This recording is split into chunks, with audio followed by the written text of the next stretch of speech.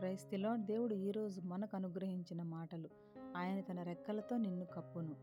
ఈ లోకంలో మనం ఎక్కడ జీవించినా ఏ భయము లేకుండా ఉండే ప్రదేశం ఉండదు. ఎన్నో రకాల భయాలు మనుషుల్ని వేధిస్తూ ఉంటాయి. అలాంటి భయాలన్నిటి నుండి మనల్ని విడిపించి తన రెక్కల క్రింద మనల్ని భద్రపరిచే గొప్ప దేవుడు యేసయ్య.